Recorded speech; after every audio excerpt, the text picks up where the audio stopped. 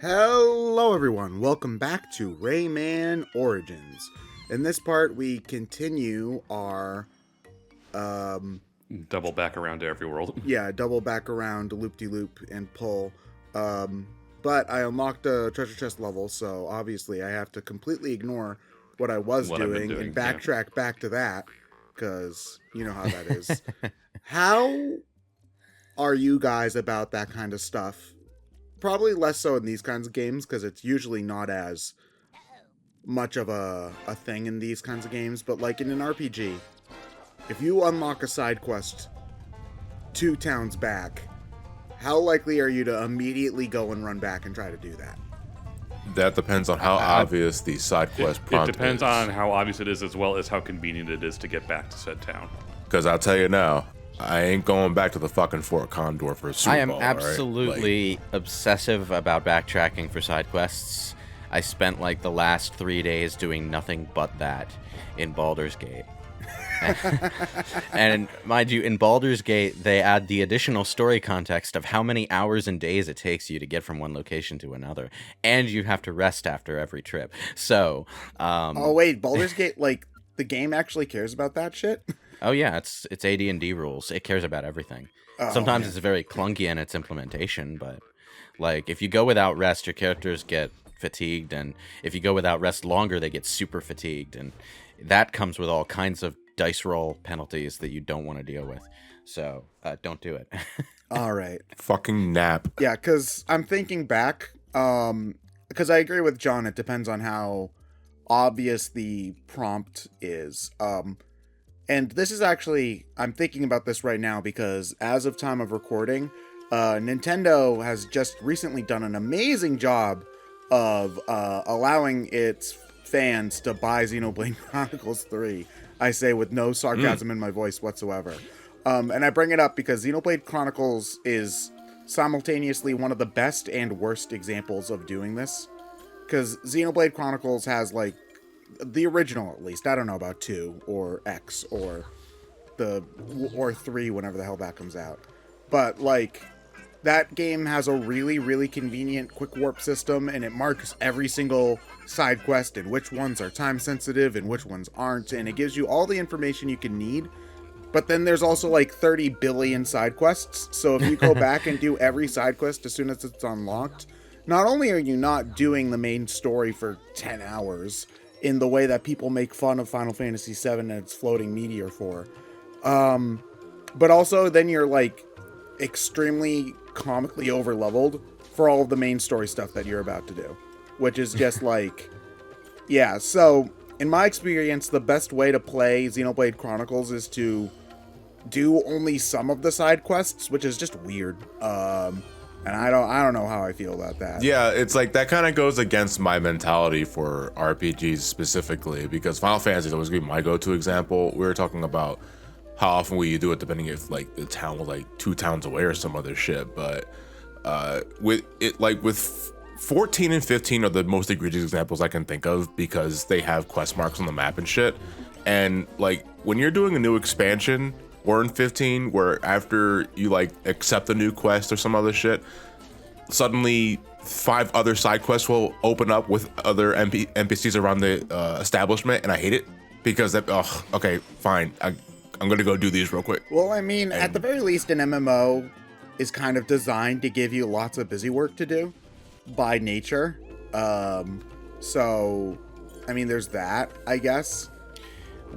One of the things that I think,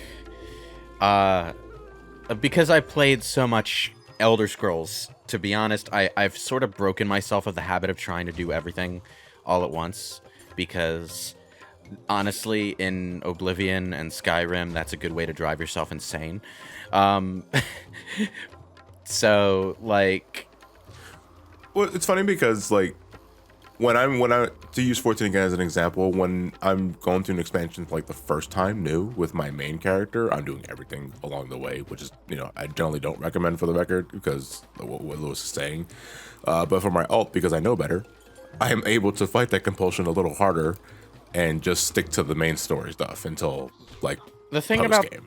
I can just The save thing for about the later. quests in Final Fantasy XIV is that they were intentionally laid out to sort of lead you on a breadcrumb trail along the main quest without thinking about it too much. So, like, if you Yeah. do decide to do all the side quests for some baffling reason, like, you won't go too far out of your way as long as you, like, pay attention to which quests are available and just follow them around. Except for like 2 side quests in like Stormblood, and those can eat a dick. Yeah. I'm not going to get into specifics though, so play it for yourself. But if you're trying to do, like, all the job quests all at once, no, don't do that. Don't. Well, just, you like, could do all the job quests at once if you download Final Fantasy XIV, the critically acclaimed RPG, and play the first 60 levels for free, including the award-winning meme is so expansion. last year. Oh, god damn it. I can do whatever meme I want. It's an older meme, sir, but it checks out. Look, okay, just if you want to do absolutely everything in Final Fantasy XIV, don't do it all at once. Do like the generic side quests that happen to lead you on a breadcrumb trail along the main plot and focus on one job at a time. If you want a multi-class or if you want to get all the jobs for one character eventually, set aside a specific day to do all of the bard quests or something. Don't just like. You have to be organized, or you'll drive yourself up the fucking wall. You have to be organized, or you will die. You see, that's what I love in a video game, is one that you have to make your own Excel spreadsheet for. Oh, so oh crap! What's the one where it's like all the ships cost like real money and wars can cost like hundreds of thousands of dollars? I do not know where you're That at. that doesn't actually narrow Is it down. Is it EVE Online? I think. Oh, EVE Online, I've heard about that. Yeah. Where it's like a spaceship battle game, and there's like also like trade routes and stuff. It's like It has its own economy and shit. it's like the world's most like dry space combat game. From what I've seen. I know very little about it. I was gonna say that it doesn't really narrow it down because there are a surprising number of games that have tried to mess around with that kind of stuff. Speaking of Baldur's Gate, it's actually a fairly common trope in that genre where, like, they'll give you a fort and you have to deal with political, economical stuff that rarely, if ever, you get to see actually happen with your own eyes, but it's very fun to play pretend. Well, playing pretend is just D&D in a nutshell. It's just grown-up make-believe. Well, yeah, I know, but like in a video game context, you usually at least expect to see some kind of visual representation of what you're getting. But like in a lot of these, Not if you're an old text adventure. yeah, but like in a lot of these Stronghold quests, which really only became prominent around the time of, I want to say Neverwinter Nights 2. They'd say, hey, you can pay so much money to upgrade your roads, but you'll never see those roads.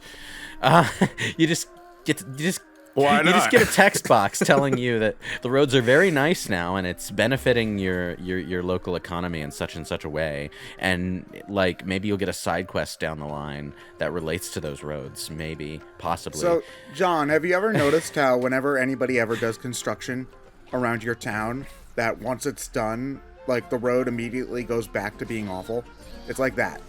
Yes. The 95. Okay, It's May in the Trenton area, and May in the Trenton area. Well, it was May about 11 days ago. Or just the 95 in general. May and June. America's infrastructure in general. May and June are the 2 months of the year where every city rushes to get all of their road construction done because the weather is semi-nice and they think they can get away with it. But they can't, so it ekes its way all the way into September, which is why here in Massachusetts we have 4 seasons, just like everybody else. We've got pre-winter, winter, post-winter, and construction. That's most northern states, by the way. I mean, yeah, but New England is especially bad on that front. The upshot is that when the weather finally gets nice enough to do your driving, delivery, and rideshare jobs, all the roads are clogged up with construction, so it becomes a nightmare to do it then anyway.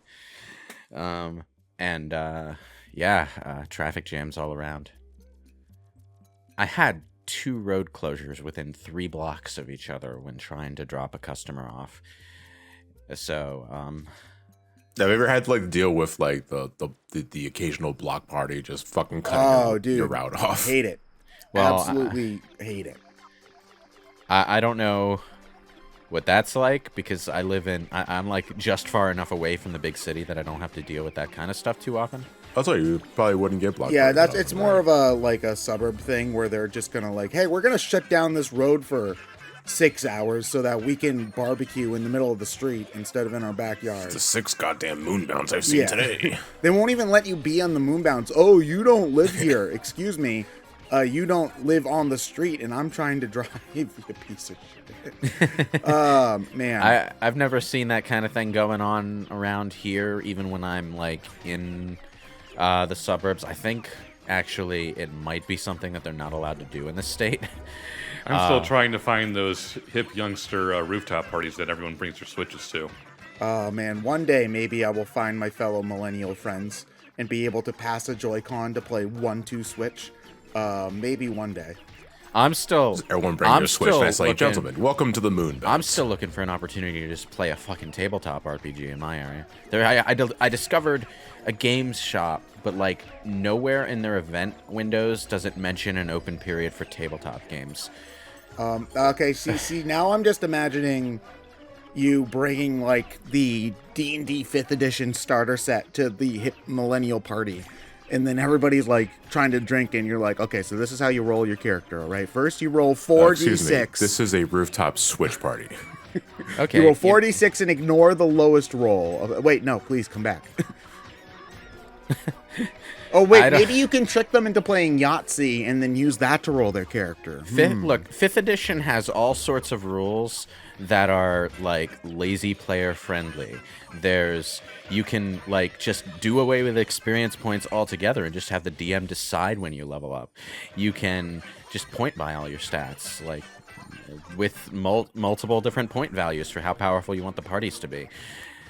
So me and some of my friends at our local game shop were talking about this, and because back in the mid 2000s, all of the D&D players, for those not familiar with D&D at all, none of the D&D players were happy with 4th edition because they all liked 3 and 3.5. So a lot of D&D players moved to a system called Pathfinder, which is basically like the first example of the Kickstarter where the original devs made the same game again, but with a different coat of paint. Well, I mean, Wizards of the Coast kind of invited that by, putting out the D20 system and saying, "Here, use this." I'm not saying they didn't deserve it, No, I mean, like they legally invited it by putting out the D20 system and saying, "Here's a basis to make your own tabletop RPGs with." It's basically 3rd edition without all of our D&D specific stuff on it. It's what Knights of the Old Republic uses. So, yeah. So, but basically, like, that's what I played Pathfinder. Most of the other people I knew play Pathfinder, and they recently came out with Pathfinder Edition 2, but nobody's playing it because everybody's playing 5.0. And from what I can tell, Pathfinder 2 isn't really that different from Pathfinder 1, and it's got some interesting changes. So I was asking them, like, why do you think nobody's playing Pathfinder Edition 2 and everybody's playing D&D 5.0? And they're like, because D&D 5.0 is a lot easier for the players who don't care about the rules as much and just care about the social experience. Yeah, that is kind of 5th edition's thing, is that it's very streamlined, but it doesn't have as much fun for characters who like to mechanically build their player characters into interesting but fun is things. Subjective. So, that's why I'm saying for players who like to build their characters tactically. Like, this is really actually going to hurt Baldur's Gate 3 in my experience because it's using 5th edition, but there's not much tactical fun to be had in building your characters. Like, you don't build a character, for example, that has specific abilities for using dexterity as the weapon ability. Like, there's no weapon finesse ability. Instead, there are just weapons that have finesse built in, so any character can use their dexterity. So you don't have to build a specific clever warrior build to make use of that. You just have to have the stats. So I could be the tanky paladin for the whole game, and then if I find the bow of finesse, I can shoot that just as good as the ranger. Well, if you have the dexterity stat for it, yeah. Okay.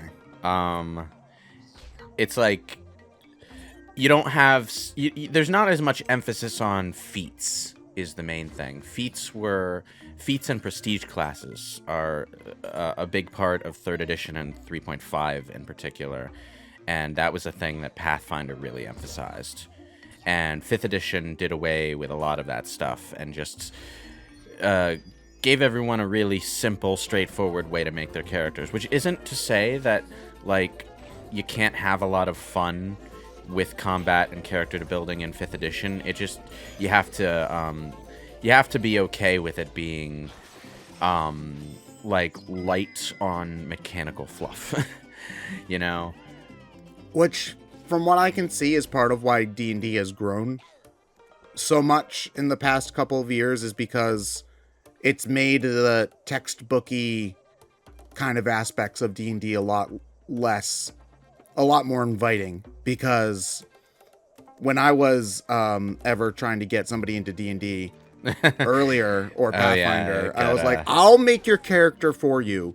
Don't worry about that part, because that's the part that is most intimidating. Is like you're reading a book like you're in fucking math class. That's kind of like, it's kind of part of the issue with 4th edition though, is that it leaned way too hard into mechanical complexity to the point where people say it feels like a video game.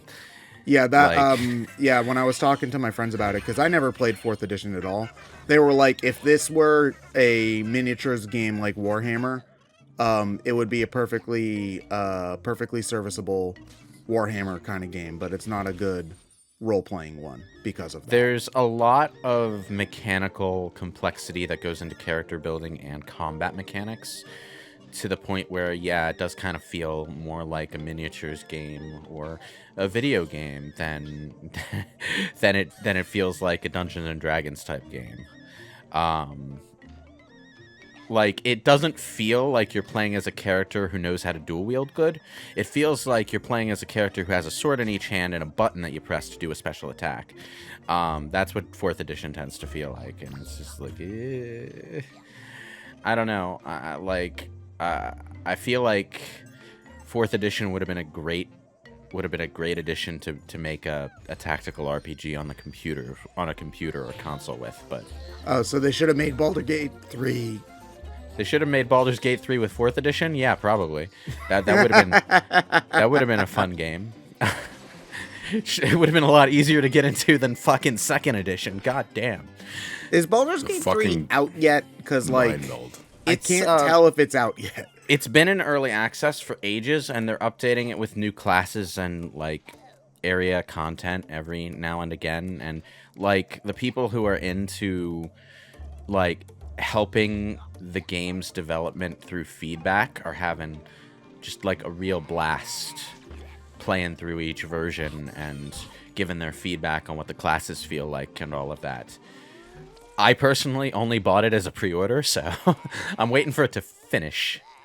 I say this as a Square and Capcom fan, but Baldur's Gate 3 4th edition just makes me like, what the fuck does that mean? It's still a less stupid title than half the Kingdom Hearts one. That's what I'm saying. It's like I say as a Square and... Well, they never put the Dungeons and Dragons edition in the title. You kind of have to just know which edition what game is running on, to be honest. Like, yeah, I mean, if you think about it, a lot of D&D titles are really dumb too. Like, 2nd edition is like Advanced Dungeons and Dragons 2nd edition, and then you can be reading like whatever expansion that has whatever character or whatnot in it, and yeah. Well, the Advanced Dungeons and Dragons thing came from the fact that, like, when 1st edition came out, they had what was called D&D Basic, which was like a relatively light on rule. I say relatively because it was still pretty rules heavy. A relatively light on rules version of Dungeons and Dragons, and then you'd have Advanced Dungeons and Dragons, which had a lot of stuff going on, and that carried over into 2nd edition. But they just dropped that distinction from 3rd edition onward because it was dumb and stupid and nobody really liked it.